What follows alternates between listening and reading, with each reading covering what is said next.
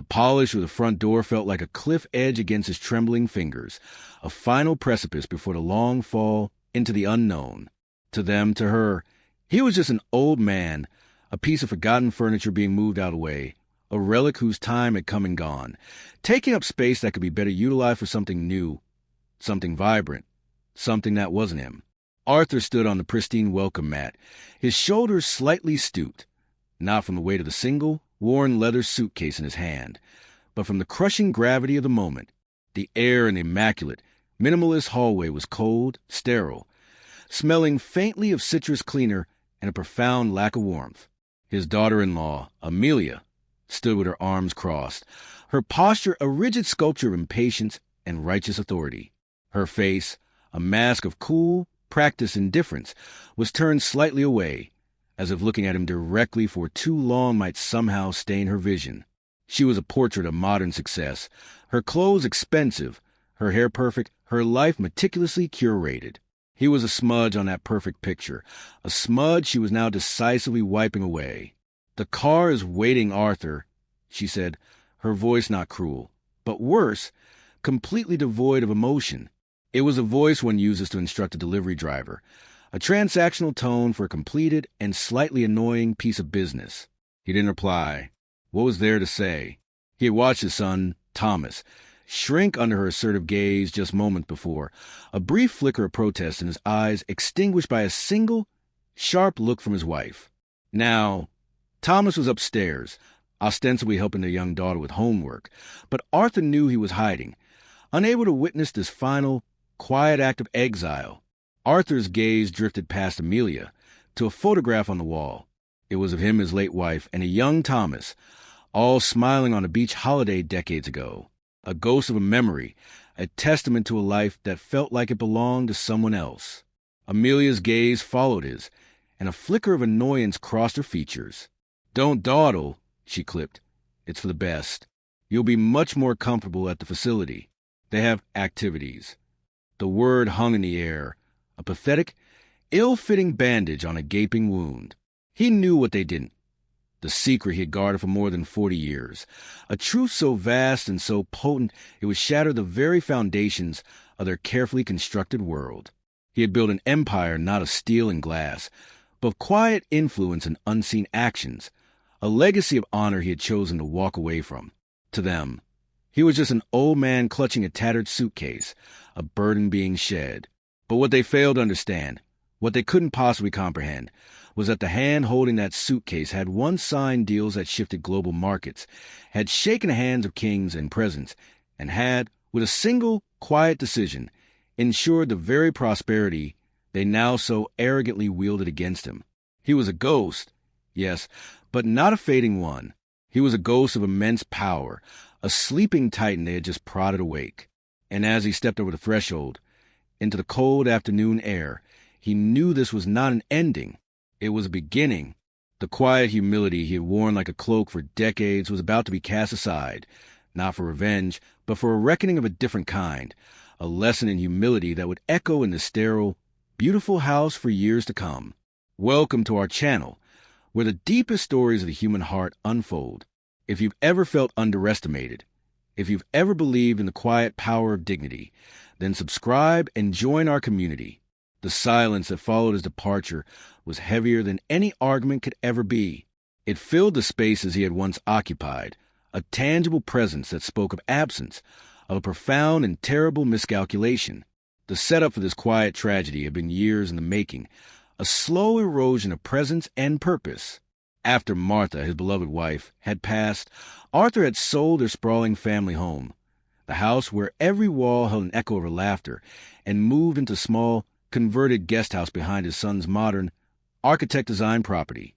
It was a suggestion, a way to be close to his only family, his son Thomas and his granddaughter Lily, without being a burden. The word burden was his own, a shield he used to preempt the accusation from others, especially from Amelia. He had asked for nothing. His days were a simple, peaceful rhythm. He would rise with the sun, tending to a small, immaculate garden he had cultivated in the patch of earth beside the guest house. He grew tomatoes, cucumbers, and fragrant herbs. There sent a small pocket of defiance against the sterile landscaping of the main property. He'd read old books, their pages soft as cloth, and listen to classical music on a small, crackling radio. He lived a life of deliberate simplicity, a stark contrast to the conspicuous consumption of the main house, where new gadgets and designer furniture appeared with startling regularity. Amelia saw his quietude not as peacefulness, but as stagnation. She saw his simple clothes not as a rejection of materialism, but as a sign of poverty and lack of ambition. In her world, a person's worth was measured by their visibility, their network, their net worth. Arthur had none of these things. He was, in her eyes, a failure who had peaked decades ago and was now living out his twilight years as a dependent. She couldn't see the steel in his spine, honed in boardrooms where fortunes were won and lost on a single word. She couldn't see the sharp, analytical mind behind his placid blue eyes, a mind that could still dissect a balance sheet with terrifying precision. All she saw was an old man who kept himself and smelled faintly of soil and old paper. Thomas, her husband and Arthur's son, was the unwilling bridge between these two worlds. He loved his father, remembered the strong, confident man who had taught him how to ride a bike and how to read a stock ticker. But he was also deeply in love with his wife, Amelia, and her ambition was both intoxicating and intimidating. He worked as a mid-level executive at a respectable tech firm, a position Amelia had helped secure through her connections, and he was keenly aware of the lifestyle she expected. He was an observer trapped in the drama, a surrogate for the audience's dawning awareness. He saw the way his father's worn gardening gloves were always placed neatly by the door, the perfect alignment of his small collection of books, the quiet dignity with which he ate his simple meals. He'd sometimes catch a look in his father's eyes, a fleeting glimpse of a depth he couldn't quite fathom, a serene and unbreakable core that seemed utterly at odds with his humble circumstances. It was Thomas who first noticed the totem, the small, almost invisible clue to his father's utter life. One afternoon, he had brought his father a cup of tea and found him asleep in his armchair, the sleeve of his old shirt having ridden up his forearm. There just visible was a faded tattoo. It wasn't a military insignia, but a strange, stylized crest, an unfamiliar symbol that seemed ancient and significant. Thomas had felt a strange jolt, a feeling that he was looking at a map to a country he never knew existed. He never asked about it, cowed by the unspoken wall of privacy his father had built around his past. He chose, instead, the path of least resistance, a path paved by his wife's certainty and his own quiet, gnawing guilt. The foundation of their family was built on this arrogant ignorance, a willful blindness to the true nature of the quiet, unassuming man living in their shadow. It was a foundation of sand, and the tide was about to turn. The inciting incident, the moment the unspoken tension finally fractured the fragile peace, occurred on a Tuesday evening. It was a night like many others, yet it would become the pivot upon which their entire world would turn. Amelia had invited her boss, a smug, self-satisfied man named Marcus, and his wife over for dinner. It was a performance, as most of their social gatherings were. The house was immaculate. The food was catered from an expensive restaurant, and the conversation was a carefully curated blend of feigned interest and strategic name-dropping. Arthur had been invited, or rather, commanded to attend. Amelia believed his presence, however briefly, added a touch of familial grounding, a useful prop in the theater of her perfect life. Arthur sat at the far end of the long, polished dining table, a silent island in a sea of loud, self-important chatter. He ate little, his presence as unassuming as a shadow. The conversation, steered by Amelia, inevitably turned to her latest project, her career. She was a high-level marketing director, and she spoke of her ambitions with a breathless, almost feverish intensity. Her next goal, she announced at the table, was to finally achieve a better work-life balance by creating a dedicated, high-tech home office and wellness studio. "I need a space to decompress," she declared, looking pointedly at Marcus for approval. "A place for yoga, for meditation, for strategy, a true sanctuary." Marcus nodded enthusiastically. "A power move, Amelia, reclaiming your space." And then she dropped the bomb, her voice casual, as if discussing the weather. "I've decided to convert the old guest house. It's the perfect spot. Quiet, detached and completely underutilized. The air seemed to crystallize. The clinking of cutlery stopped.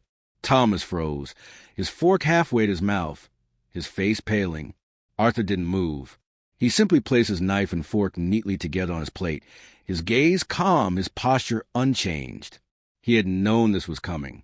He had seen the way Amelia looked at his small home, her eyes not seeing a residence but a resource. The public nature of the announcement was the true cruelty. It was a power play, designed to corner him, to humiliate him in front of guests, to make any protest seem like the ramblings of an ungrateful old man. Marcus, the boss, oblivious to the undercurrents, chimed in. Great idea. What's it being used for now? Amelia waved a dismissive hand. Oh, nothing important. Thomas's father has been staying there, but we found a wonderful new facility for him, much more suitable.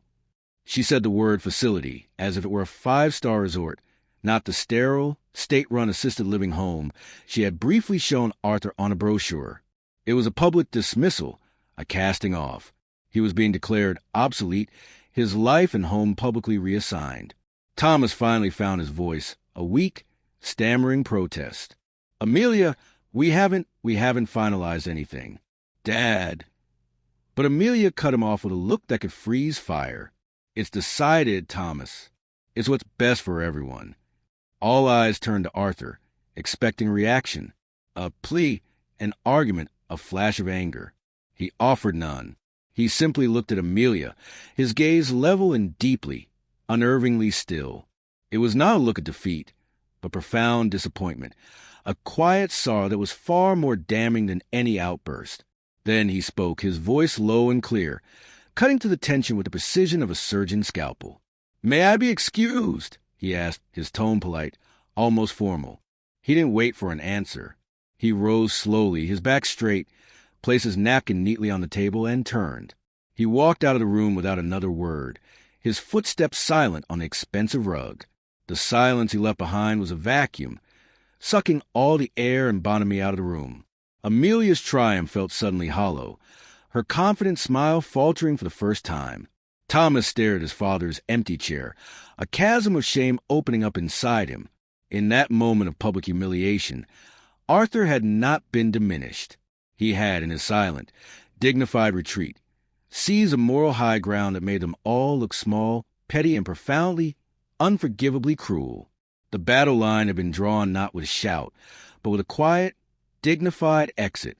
The days that followed the disastrous dinner party were a masterclass in psychological warfare, a campaign of escalating disrespect waged by Amelia against a silent, stoic figure in the guest house. Her victory at the dinner table had emboldened her, and she now moved with the unassailable certainty of someone who believes they are on the right side of history. She saw Arthur's quiet dignity not as strength, but as weakness, a passive acceptance of his fate that she was determined to expedite.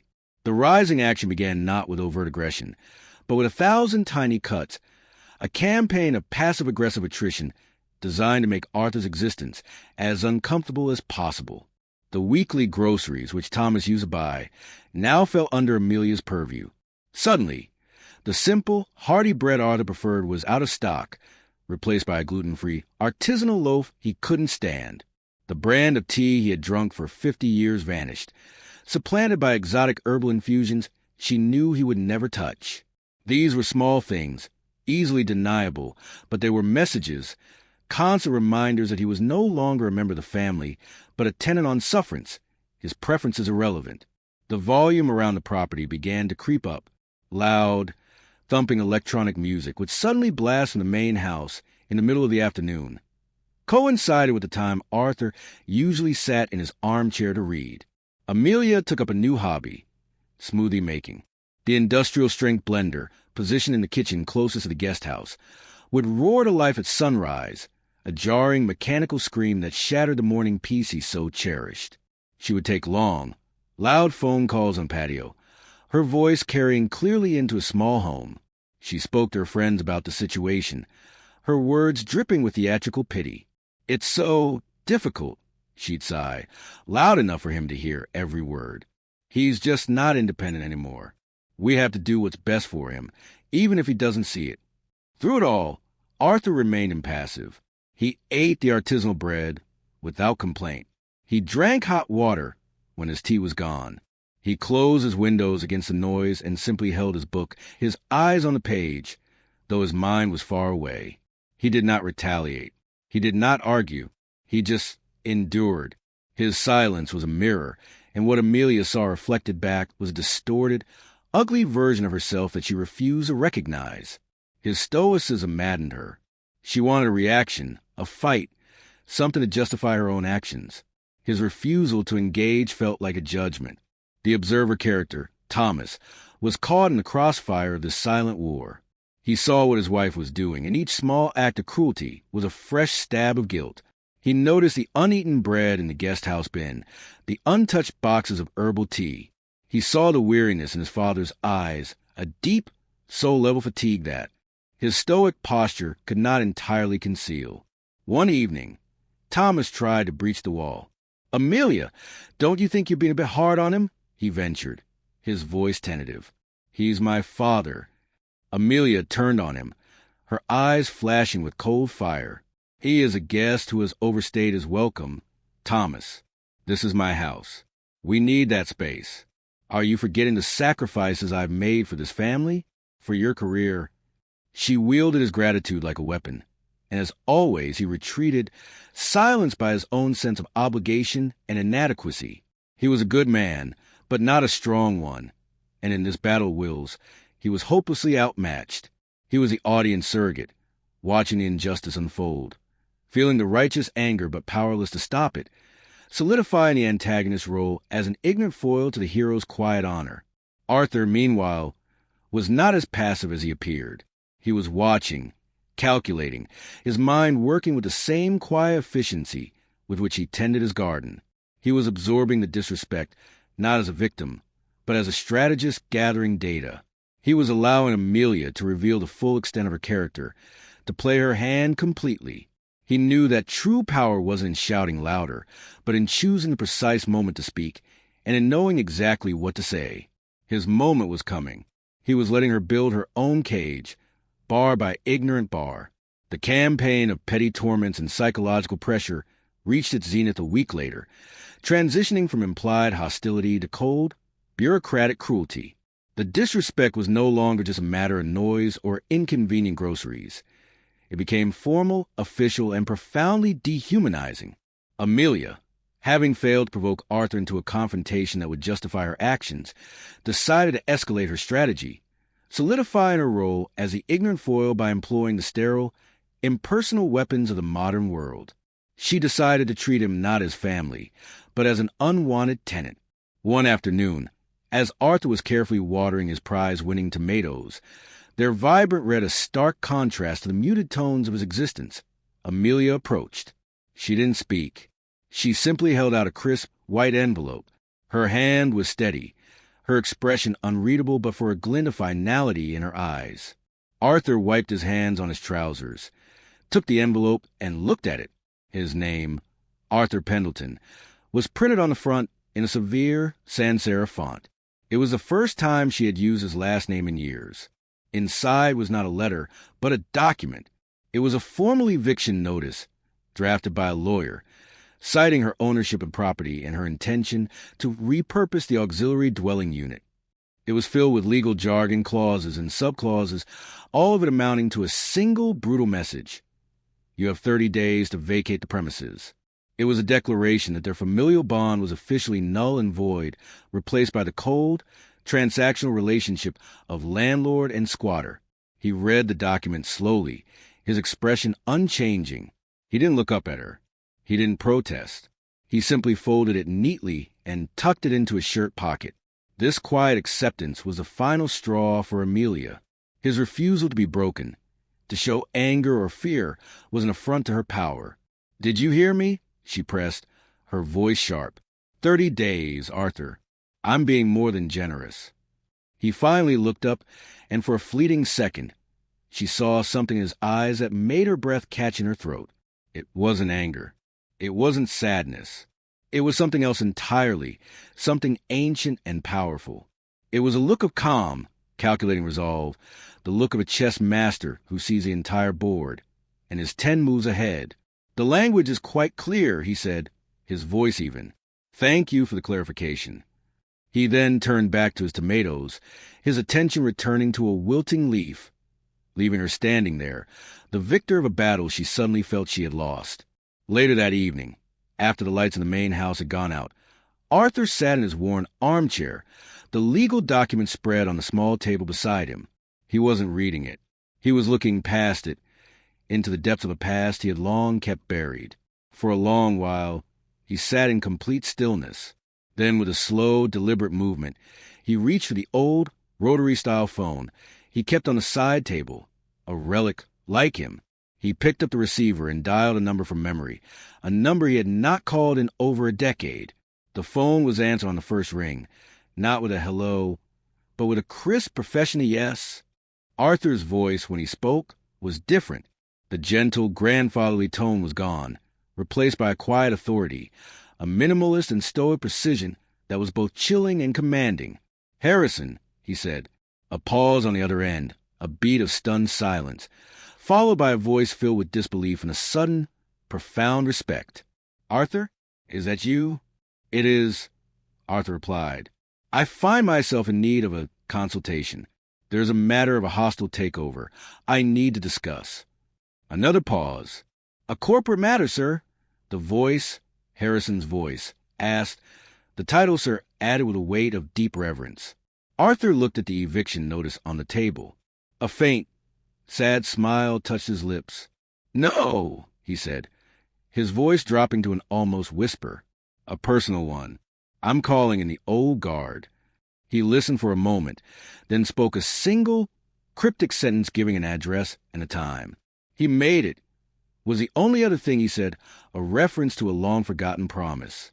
He then hung up the phone, the quiet click of the receiver echoing in the small, silent room. He had just set in motion a chain of events that could not be undone. The sleeping Titan had not only been prodded, he had just picked up the phone and summoned his army. The 30th day arrived with an air of grim finality. It was a bright, cloudless Tuesday, the kind of cheerful day that felt mocking in its contrast to the somber event was the host. Amelia was electric with a nervous, triumphant energy. Her yoga studio was no longer a dream. It was a blueprint, with contractors scheduled to arrive the following morning. She had won. Arthur's suitcase, the same worn leather companion from his initial arrival, stood packed by the door of the guest house. He had spent the morning in his garden, methodically pulling up the tomato plants, laying them gently on the earth. It was an act of closure, performed with the quiet reverence of a funeral rite. At precisely 11 o'clock, the appointed hour of his departure, Amelia and Thomas stood on their patio, watching. Amelia's arms were crossed, her posture radiating impatience. Thomas stood a pace behind her, his face a miserable portrait of guilt and indecision, the unwilling witness to his own filial failure. He had tried, one last time, to speak to Amelia, to appeal for reprieve, but she had shut him down with brutal efficiency. "It's done, Thomas. Let it go." So he stood and watched, his heart a leaden weight in his chest. Arthur was about to step out of the guest house, to begin his quiet walk to the waiting taxi he had called, when a new sound intruded upon the scene. It was a low, powerful hum, the sound of a high-performance engine, utterly alien to the quiet suburban street. A car, long, black, and gleaming like polished obsidian, slid silently to a halt in front of the house. It wasn't a taxi. It was a vehicle of immense and understated power, the kind that transports not people, but influence. The windows were tinted, reflecting the cheerful, sunny street like dark mirrors. Amelia frowned, annoyed by this unexpected intrusion. Thomas leaned forward, a flicker of intrigue piercing his gloom. The driver's door opened, but it was the rear passenger door that commanded their attention. It swung open with a silent, hydraulic grace, and a man emerged. The arrival was a visual symphony of authority. First, a single hand-stitched Italian leather shoe, polished to a mirror shine, met the pavement with a soft, definitive thud. Then the man unfolded himself from the car, a tall, imposing figure, in a suit so perfectly tailored it seemed molded to his frame.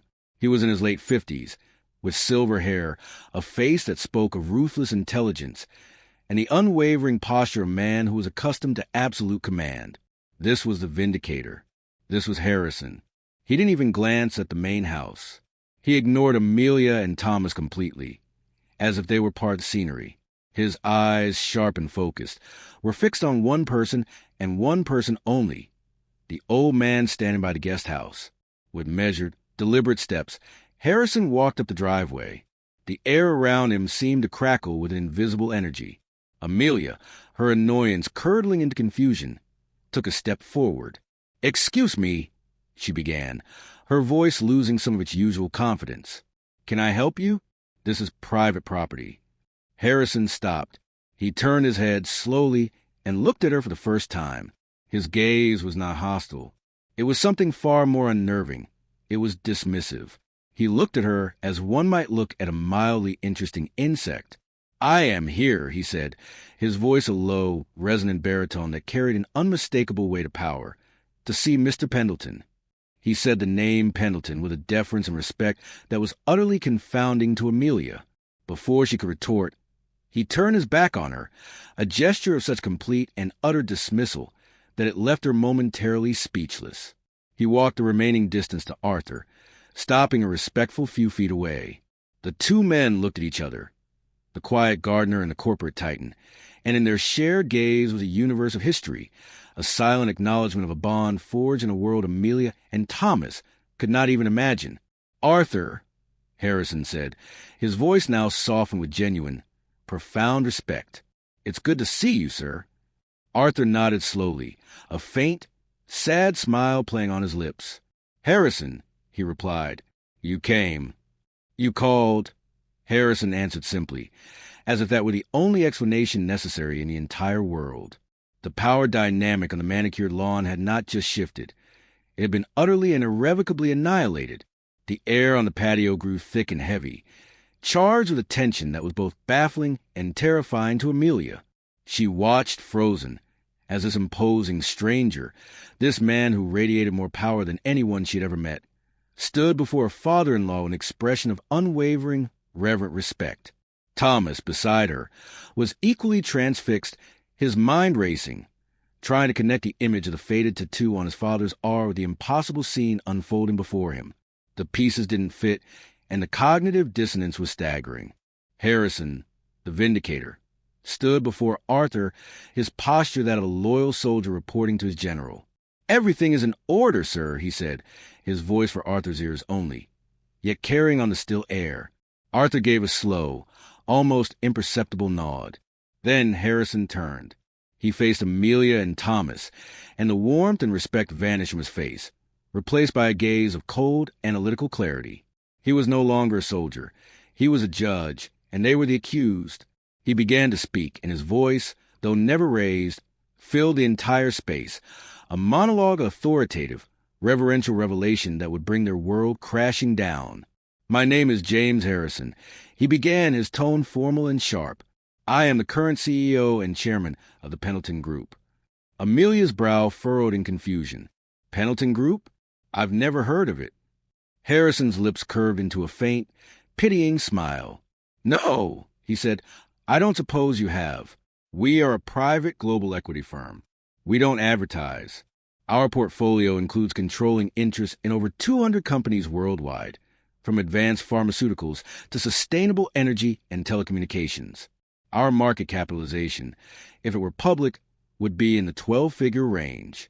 He let that sink in. The numbers were so vast as to be meaningless, but the tone was not. "I see you are confused," Harrison continued, his gaze locking onto Amelia's. "You are wondering what this has to do with you, with him." He gestured toward Arthur, who stood silently, a statue of quiet dignity, his eyes on his son. "You see this man," Harrison said, his voice dropping slightly, becoming more intense, more personal. "You see a gardener, a dependent, an old man to be shuffled off to a facility so you can build a yoga studio." He delivered the line with surgical precision, and Amelia flinched as if struck. "Let me tell you who I see. I see the man who founded the Pendleton Group with $50,000 of his own savings 40 years ago. I see the strategic genius who foresaw the rise of the internet in the late 80s and invested in the core infrastructure when everyone else was buying junk bonds. I see the man who single-handedly negotiated the acquisition of our biggest European competitor, a deal that is still taught as a case study in business schools. As he spoke, the script could prompt on-screen text, flash into commendations, the legendary deals, the staggering figures, amplifying the weight of the reveal. He wasn't just a CEO. Harrison's voice swelled with reverent power. He was a kingmaker, a titan. The name Pendleton was whispered with awe in every major financial capital on the globe. He built an empire. And then, 20 years ago, at the absolute height of his power, he did something no one could understand. Harrison paused, his gaze sweeping over Thomas, who looked as if he might collapse. He walked away. He signed the entire controlling interest of the company, billions of dollars, not over to me, but into a blind trust. A trust with two primary functions. The first, to fund a series of anonymous philanthropic endeavors, hospitals, scholarships, environmental projects. The second, and here he paused, his eyes landing on Amelia with the force of physical blow, was to provide a comfortable, secure, and prosperous life for his only son and his family. The down payment for this house? A distribution from the trust. The capital for your first marketing business, Mrs. Miller? A distribution from the trust. The private schools, the European vacations, the designer clothes.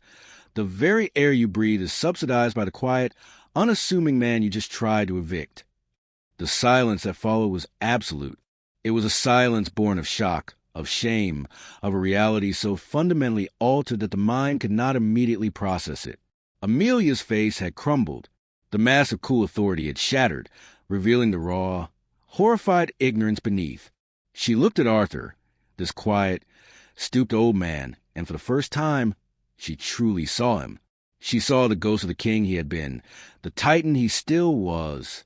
The unassuming gardener was the architect of her entire existence, the silent benefactor she had just callously, unforgivably cast aside. The immediate aftermath of Harrison's monologue was not an explosion, but an implosion. The world did not erupt in shouts or accusations. It collapsed into a vacuum, profound, suffocating silence. The bright, sunny days seemed to dim, the cheerful bird songs fading into a dull, distant hum. Amelia stood as if turned to stone, her face a pallid mass of abject horror. Her mouth was slightly agape, her eyes wide and unblinking, locked on the quiet figure of her father-in-law, the carefully constructed edifice of her life. Her sense of self-worth, her belief in her own success, had been demolished in less than 5 minutes. She was not a self-made woman. She was the unknowing recipient of a vast, silent charity, a charity dispensed by the very man she had systematically humiliated. The shame was a physical force, pressing down on her, stealing the air from her lungs. She couldn't speak. She couldn't move. Every condescending word she had ever spoken to him, every act of petty cruelty, now replayed in her mind, each one a fresh wave of mortification. Thomas, on the other hand, was swaying slightly on his feet. The shock had hit him differently. It wasn't just shame. It was a deep, soul-shattering sense of revelation. He was looking at his father, as if for the very first time. The quiet man who taught him to fish, the grieving widower who tended his garden, the stoic figure who endured his wife's scorn. It was all facade, a character his father had chosen to play. Beneath it was a giant of industry, a man of immense power and, evidently, even greater humility. He remembered the faded tattoo, the strange crest, and suddenly it made a terrifying kind of sense. It was likely the emblem of the Pendleton Group, a secret sigil he had never recognized. The guilt he had felt before was a pale shadow compared to the chasm that now opened within him. He had not just failed to defend his father. He had failed to even see him. He had stood by, a weak and silent accomplice, while his wife drove out the very architect of their fortune. While the two of them were trapped in their personal hells of shock and shame, Harrison made another move. He stepped forward and presented a sleek, leather-bound folder to Arthur. The movement was crisp, respectful, the gesture of an aide-de-camp presenting a field report to his commander. "The deal, sir," Harrison said. his voice a quiet intrusion into the heavy silence. As you requested. The word deal hung in the air, charged with unspoken meaning. It was a lifeline, a judgment, a path forward. But on whose terms? Arthur took the folder. His hands, which had trembled slightly when holding his suitcase, were now perfectly steady. He didn't open it immediately. Instead, he looked up, his gaze passing over the horrified face of his daughter-in-law and settling on the shattered expression of his son. There was no triumph in his eyes, no, "I told you so." There was only a deep, profound sorrow, the look of a father witnessing the painful, necessary consequences of his children's actions. The power dynamic had been completely inverted. The accuser was now the accused. The judge was now the supplicant. And the quiet, unassuming old man held all the cards. The deal he held in his hands was not about money or property. It was about their future, their character, their chance at redemption. Arthur held their entire world in that simple leather folder, and the silence stretched on, thick with the weight of his impending decision.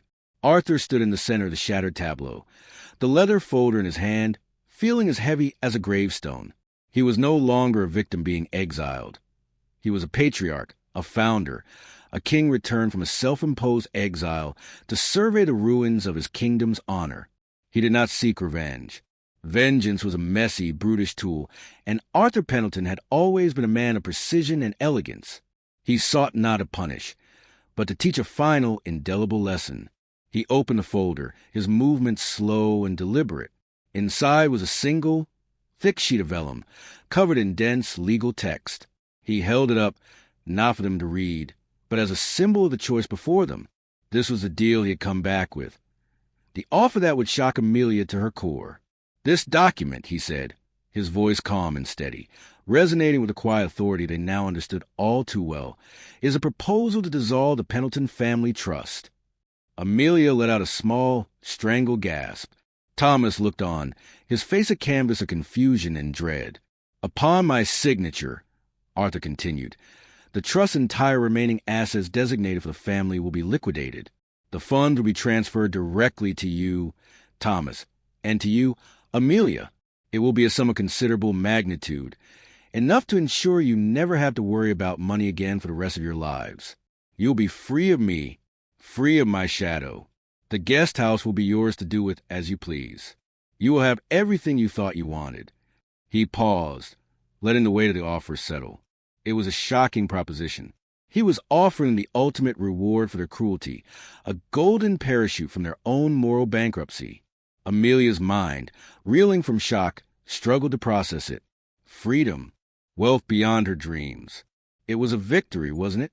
But then Arthur delivered the other side of the deal, the part that made it not a reward, but a test. "There is, however, a condition," he said, his eyes locking with his son's.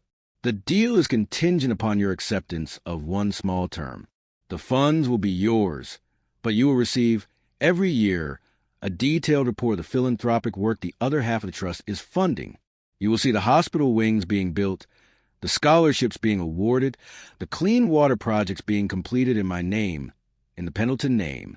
You will have your money, but you will be forced to witness the legacy you chose to abandon. You can have the wealth, but you must live with the knowledge of what that wealth could accomplish in hands guided by humility and purpose." It was a masterstroke. He was offering them not just money, but a lifetime of reflection, a yearly reminder of their own smallness. He was giving them their desire, but tying it to an inescapable awareness of their own character. He then looked at Thomas, his expression softening slightly. "There's an alternative. We tear up this document. The trust remains. And you, son, come and work with me. Not for me, with me. Learn the business, learn the philosophy, and one day you can take it over and do some real good in this world. But it means giving up this life, this house. It means starting over. It means earning it." He had laid two paths before them, the path of empty wealth and the path of meaningful work. He looked from his son to his daughter-in-law, his gaze lingering on her pale, shocked face. Then he did the last thing they expected. He closed the folder and handed it to Harrison. He did not sign it. He turned to his worn leather suitcase, picked it up, and began to walk, Not back to the guest house, but toward the gleaming black car waiting at the curb. "The choice is yours," he said over his shoulder, his voice filled with a final, heartbreaking finality. He did not wait for an answer. His honor was restored. His humility was intact. He had offered not a punishment, but a choice, a chance at redemption. He climbed into the car, leaving his son and daughter-in-law alone in the deafening silence. The weight of their future and the true measure of their souls resting entirely in their hands. The departure of the black car was as silent and definitive as its arrival. It slid away from the curb with an effortless grace, disappearing down the sun-drenched suburban street, leaving behind a vacuum where a titan had briefly stood. In its wake, the world rushed back in, but it was a changed world, its colors muted, its sounds hollow. Arthur was gone, but his presence was more powerful and pervasive than ever before. He had left behind not an argument, but a question, a moral crossroads from which there was no turning back. Thomas and Amelia stood frozen on the patio, two statues in a garden of their own making. The air between them, once filled with Amelia's confident directives and Thomas's hesitant agreement, was now a dead space, thick with unspoken shame and the acrid taste of revelation. The perfect house, the manicured lawn, the symbols of their success now seemed like a hollow stage set, the props for a play whose lead actor they had just banished, only to discover he was also the playwright, the producer, and the owner of the theater. The weight of honor, a concept Amelia had once dismissed as an antiquated notion, now pressed down upon them with the physical force of a mountain. It was in the quiet dignity of Arthur's exit, in the reverent tone of Harrison's voice, in the silent judgment of the choice he had left them. Conversely, the poison of their own arrogance, once an intoxicating fuel for their ambition, now coursed through their veins like a debilitating sickness. They had judged a king by the simplicity of his robes and, in their hubris, had tried to cast him out of his own kingdom. The narrative now pivots to a place of quiet reflection, the camera lingering on the faces of the antagonists, now shamed into a silence far more profound than any Arthur had ever practiced. What would they do? The choice was a stark and brutal mirror. They could take the money, the path of least resistance, and live out their lives in luxurious comfort, forever haunted by the yearly report of good they have forsaken. They could live as wealthy ghosts in a house built by a giant, their days filled with a hollow pursuit of pleasure, knowing they had sold their legacy for cash. Or they could choose the harder path, the path of redemption, the path that required them to dismantle their entire life, to confess their profound failure, and to start again from a place of genuine humility. It was a choice between the easy life they thought they wanted and the meaningful life they now, perhaps for the first time, understood was possible. The narrator's voice returns, no longer just telling a story, but drawing a universal lesson from the wreckage. It speaks of how we measure a person's worth, not by the noise they make of possessions they amass, but by the quiet integrity of their choices, by the honor they carry not as a banner, but as a spine. It speaks of the sleeping giants who walk among us, the unassuming heroes whose true value is hidden from the arrogant and the blind. And then the narrator turns, as if making eye contact with each viewer, and poses a final, thematic question directly to the audience. What is the true measure of a person's worth? Is it what they have, or what they have to give? Tell us in the comments below what you believe truly defines a person. And if this story of quiet strength and vindication resonated with you, if you believe that honor is a currency that never loses its value, then subscribe to our channel for more stories that inspire the soul and challenge the heart. Join us as we continue to explore the depths of human character, seeking out the light that shines brightest in the quietest of places.